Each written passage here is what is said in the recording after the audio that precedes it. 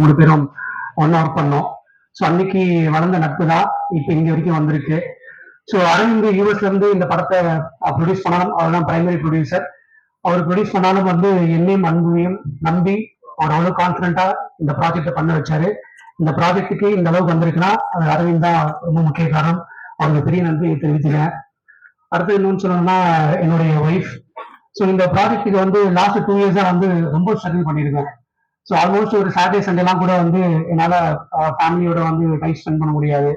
So அந்த சுச்சுவேஷன்லாம் என்கிட்ட எந்த ப்ராப்ளம் கிரியேட் பண்ணாம, எனக்கு எந்த டென்ஷனும் கொடுக்காம, என்னுடைய குழந்தைங்க நல்லா பார்த்துக்கிட்டு எனக்கு ஃபுல் சப்போர்ட் பண்ண என்னுடைய ஒய்ஃபுக்கு ரொம்ப நன்றியை தெரிவிச்சுக்கிறேன்.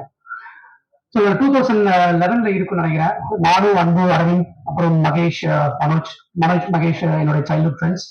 ஸோ ஒரு டின்னர்ல தான் நாங்க மீட் பண்ணி பேசிட்டு இருந்தோம். இந்த மாதிரி நீங்க ரொம்ப டேலண்டா இருக்கீங்க. ஸோ கண்டிப்பா ஃபியூச்சர்ல நாங்க ஒரு ப்ராஜெக்ட் பண்ணுவோம்.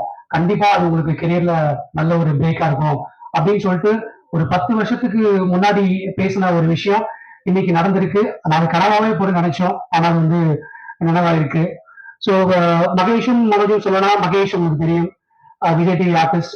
அவரு முத்தழகு சீரியல், அப்புறம் பாண்டியன் ஸ்டோர் எல்லாரும் பரிச்சயமான ஒரு பர்சன். இந்த படத்துல யோகி பாபு சார் கூட சேர்ந்து ஒரு லீடா பண்ணியிருக்காரு. கண்டிப்பா இந்த படத்துல அவரு ஒரு டிஃப்ரெண்ட் டைமென்ஷன்ல பாப்பீங்க. அவ்வளவு பியூட்டிஃபுல்லா நடிச்சிருக்காரு. கண்டிப்பா இந்த படம் வெளியே வந்ததுக்கு அப்புறம் அவருக்கு ஒரு நல்ல பேரை தேடி கொடுக்கும். அப்புறம் இந்த KS மனோஜ், இந்த படத்தோட மியூசிக் டைரக்டர். இந்த படத்துக்கு அவ்வளோ ஒரு நல்ல சாங் கம்போஸ் பண்ணி கொடுத்தாரு.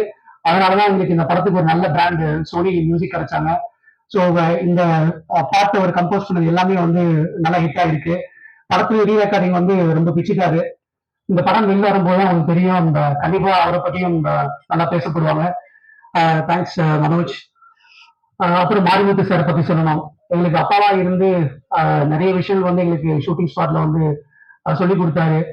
அவர் ரொம்ப மிஸ் பண்றோம் இந்த தருணத்துல. ஸோ மாரிமுத்து சாருக்கு என்ன நன்றி. அவர் 2 இன்சிடென்ட் மட்டும் அவங்க ஷேர் பண்ணணும்னு ஆசைப்படுறேன்.